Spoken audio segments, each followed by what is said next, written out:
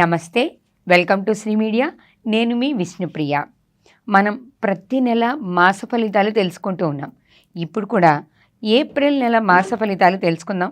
మన 12 రాశుల వాళ్ళకి ఏప్రిల్ నెలలో ఎలా ఉండబోతుందో తెలుసుకుందాం. అన్ని నెలల కంటే కూడా ఏప్రిల్ నెల విశేషమని చెప్పాలి. ఎందుకు? ఉగాది వస్తుంది కదా, క్రోధినామ సంవత్సరం మొదలవుతుంది. క్రోధినామ సంవత్సరానికి ఉగాదికి సంబంధించిన పంచాంగం కూడా మన ఛానల్లో ఉంది.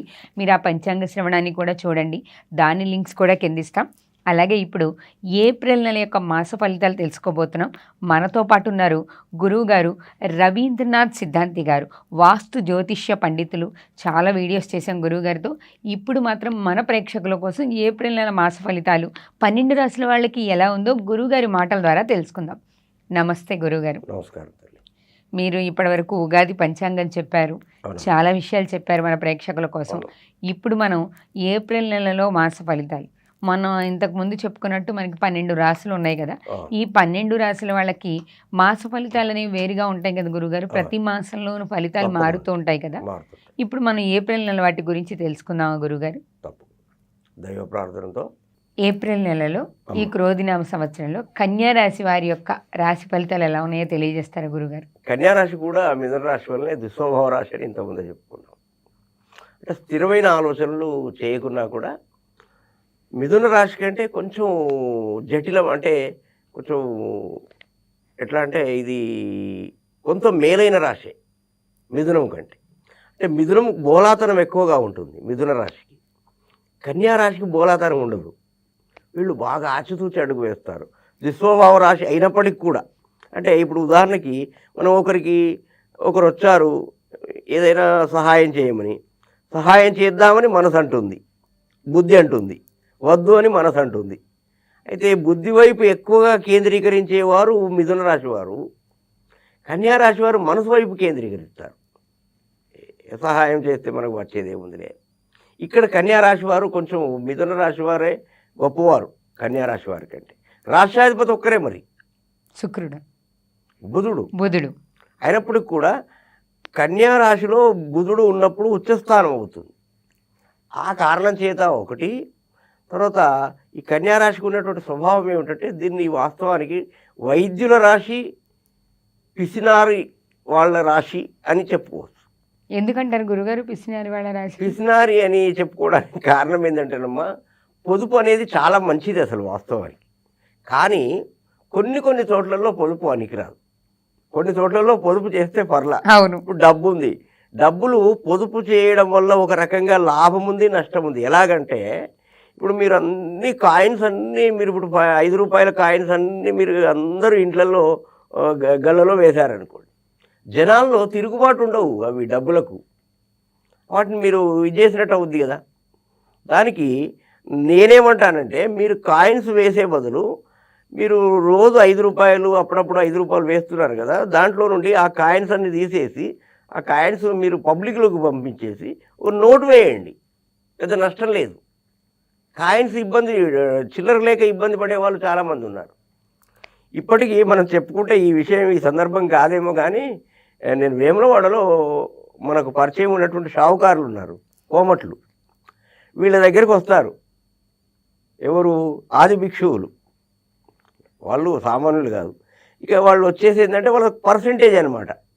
అంటే వాళ్ళు 90 రూపాయలు ఇస్తారు, 100 రూపాయలు ఇవ్వాలి వాళ్ళకు, ఎందుకంటే ఈయన చిల్లర ఇచ్చినందుకు. అది డిమాండ్ అనమాట. ఎందుకంటే చిల్లర దొరకాయి, చిల్లర ఎవరి దగ్గర దొరకాలి? మళ్ళీ వీళ్ళ దగ్గర దొరకాలి. ఉన్న చిల్లర 100 రూపాయలు ఇచ్చి 90 రూపాయలు తీసుకోవడం, 100కి 10 రూపాయలు వీళ్ళ దగ్గరే ఉంటుంది మళ్ళీ. అంటే ప్రతి పెద్ద పెద్ద ఆలయాల్లో చిల్లర ఎక్కువ శాతం ఎక్కడ ఉంటుందంటే ఏ షావుకార్ల దగ్గర ఉండదు, బిచ్చగాళ్ళ దగ్గరే చిల్లర ఎక్కువగా ఉంటుంది. మళ్ళీ ఈ చిల్లర ఎక్కడికి వెళ్తుంది? వాళ్ళ షావుకార్ల దగ్గరికి వెళ్తుంది. అయితే వెళ్ళిన తర్వాత వాళ్ళు ఏం చేస్తారంటే టోటల్ చేసి ఆ డబ్బును వాళ్ళ దగ్గరే దాచిపెడతారు. సేటు ఆ పాత ఖాతాలో రాయి అని. అంటే బిచ్చగా డబ్బులు కూడా తీసుకొని దానితో వ్యాపారం చేసేటువంటి మహానుభావులు కూడా ఉన్నారు. అయినా ఇప్పుడు బిచ్చగాళ్ళని తేలిగ్గా తీసేయడానికి లేదుగా గురుగారు. ఈ మధ్య కాలంలో వాళ్ళే కోట్లు సంపాదిస్తున్నారు. తర్వాత గుడికి విరాళాలు ఇస్తున్నారు, అప్పులు ఇస్తున్నారు. వాళ్ళు ఇంట్రెస్ట్కి ఇస్తున్నారు డబ్బులు. ఫైనాన్స్లో షేర్లు పెడుతున్నారు నాకు తెలిసినటువంటి వాళ్ళు కొందరు. అంటే ఆ స్థాయికి ఎదిగారు. అది సరే అది వేరే మ్యాటర్. మనకు కన్యారాశికి సంబంధించి మనం మాట్లాడుకుంటున్నాం కాబట్టి, కన్యారాశిలో కేతు ఉన్నాడు. కేతు వేదాంతకారకుడు అని ఇదివరలో చెప్పుకున్నట్టుగా గుర్తు. ఈ వేదాంత ధోరణి ఏం చేస్తుందంటే, కొంచెం ఏదైనా తీర్థయాత్రలు చేయాలా, లేదా ఏదైనా మంచి సద్గ్రంథ పఠన చేయాలా, ఏదైనా ఒక మంచి సద్గురువును కలిసి 4 మంచి మాటలు వినాలా అనేటువంటి ఒక ఆలోచనని కలిగేది. అయితే ఒక్కొక్కసారి ఈ యొక్క రాహు అనేటువంటి గ్రహంతో రవి లాంటి గ్రహం కలిసినప్పుడు విహారయాత్రలకు వెళ్దామని కూడా ఆలోచన చేసేటువంటి గ్రహాలు కూడా ఉన్నాయి. ఇప్పుడు కొందరు మిత్రులు ఉంటారు, శ్రీశైలం వెళ్దామని అనుకుంటారు. అందులో ఇంకొకటి వస్తాడు, శ్రీశైలం ఏం వెళ్దాంరా, గోవా వెళ్దాం అనే వాళ్ళు ఉంటారు. ఈ యొక్క మిశ్రమ ఫలితాలుగా ఉంది కన్యారాశి. అయితే ఈ కన్యారాశి వారికి ఈ యొక్క ఈ మాసంలో కనుక మనం పరిశీలించినట్లయితే, ముఖ్యంగా శత్రువులతో ఎవరైనా ఇతపూర్వం గతంలో కనుక ఎవరైనా శత్రువులు అని మిమ్మల్ని ఎవరైనా భావిస్తే వారితో కొంచెం దూరంగా ఉండే ప్రయత్నం చేయండి.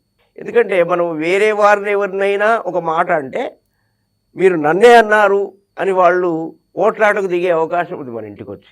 అలా లేదా మన బంధువర్గంలో కూడా వేరే వాళ్ళనంటే కూడా, అంటే మన పిల్లల్ని అంటే కూడా వాళ్ళనే అన్నట్టుగా అనుకున్నట్టుగా భావించి పోట్లాటకు దిగే అవకాశం ఉంది. కాబట్టి మనల్ని శత్రువులుగా భావించేటువంటి వాళ్ళని, లేదా మనం ఇతరుల శత్రువులుగా భావించేటువంటి వాళ్ళని తోటి మనం చాలా జాగ్రత్తగా ఉండాల్సిన అవసరం ఈ కన్యారాశి వాళ్లకు ఈ ఏప్రిల్ మాసంలో ఉంది. నిజానికి శత్రువులు ఎక్కడున్నారు అని మా గురువుగారిని అడిగాను ఒకసారి. ఎక్కడుంటారు గురువుగారు? అసలు మనలోనే ఉన్నారు, మనలోనే ఉన్నారు.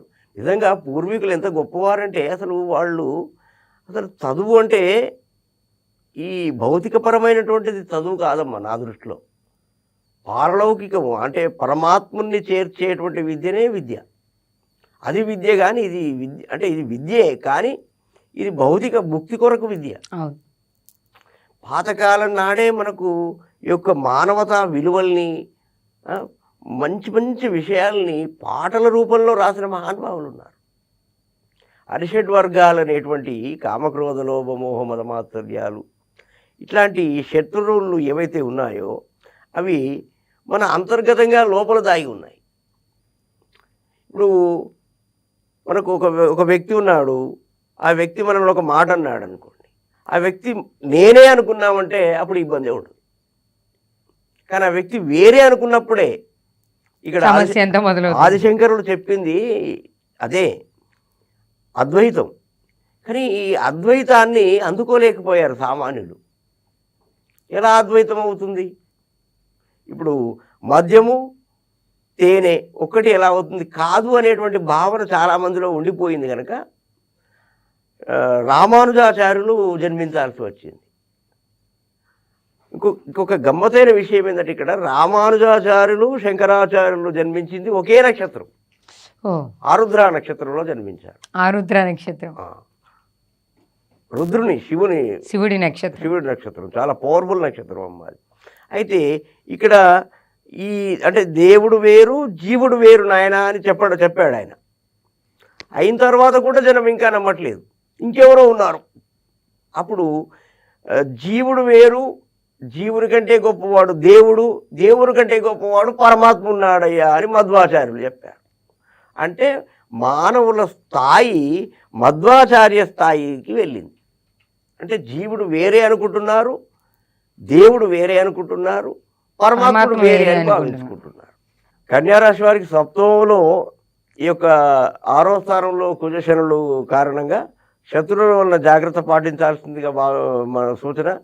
తర్వాత సప్తమంలో రాహు ఉండడం వలన తరచూ భార్యాభర్తల మధ్య చిన్న చిన్న తగాదాలు వచ్చే అవకాశాలు ఉన్నాయి కనుక కొంచెం ఎవరు ఎక్కువగా మౌనం పాటిస్తే వాళ్ళకి అంత జాగ్రత్తగా ఉంటుంది. అది మగవాళ్ళైనా పురుషులైనా స్త్రీలైనా వాళ్ళు క్షేమంగా రక్షింపబడతారు దెబ్బల బారి నుండి. ఈ మధ్యలో ఎందుకంటే ఒకరే కొట్టడం లేదు, వింటున్నాను నేను, అది నిజమో కాదో తెలియదు. కానీ ఇక తర్వాత వీరికి అష్టమంలో గురువు ఉన్నాడు కాబట్టి వీళ్ళు ఎంత జ్ఞానవంతులైనప్పటికీ కూడా వీరి బుద్ధి అనేది బుద్ధికారకుడైన బుధుడు కూడా వక్రై గురువుతో కలవడం వల్ల వీరి యొక్క తెలివితేటలు పనిచేయక వీళ్ళు చేసేటువంటి పనుల్లో వ్యతిరేకమైనటువంటి ఫలితాలు వచ్చి మానసికమైనటువంటి ఇబ్బంది గురయ్యేటువంటి అవకాశాలు ఎక్కువగా ఉన్నాయి. కాబట్టి వీళ్ళు తనకు మించిన పనికిరాదంటారు కదా, అలా తనకు మాలిన ధర్మం పనికిరాదన్నట్టుగా తమ శక్తికి మించినటువంటి పనులను చేయకూడదు. తమ శక్తిని అనుసరించి శక్తి అనుసారమే చేయడం చాలా మంచిది. ఈ మిథున రాశికి కూడా బుధుడే అధిపతి కాబట్టి ఏదైనా ఒక శనివారం నాడు మీరు ఈ యొక్క విష్ణు సహస్రనామ స్తోత్రాన్ని చేయడం చాలా మంచిది. ఒకవేళ విష్ణు సహస్రనామ స్తోత్రం చేయడం మాకు చాలా ఇబ్బంది అండి, మేము అరగంట సేపు కూర్చోలేము అయితే అనేవారు శ్రీరామ రామ రామేతి రమే రామే మనోరమే సహస్రనామ తత్తుల్యం రామనామవరాననే ఈ మంత్రాన్ని చక్కగా చెప్పుకుంటే విశ్వం అసలు మొత్తం 1000 నామాలు మొట్టమొదటి 2 నామాల్లోనే ఉన్నాయి. విశ్వం విశ్వత్కారో అంటే విశ్వమంతా వ్యాపించి ఉన్నటువంటి వాడెవడయ్యా అంటే విష్ణువు అంతే. కాబట్టి కొంత జాగ్రత్త తీసుకున్నట్టయితే ఈ యొక్క కన్యారాశి వారికి ఈ నెలంతా హాయిగా ఆనందంగా గడిచిపోయే అవకాశం ఉంది తల్లి. మీరు ఎలాంటి పెద్దగా విష్ణు సహస్రనామం ఒకటి చేసుకున్నా, లేదా ఇప్పుడు నేను చెప్పినటువంటి ఈ చిన్న శ్లోకమైన అది తారక మంత్రం అది చేసుకున్నా సరిపోతుంది. ధన్యవాదాలు గురుగారు.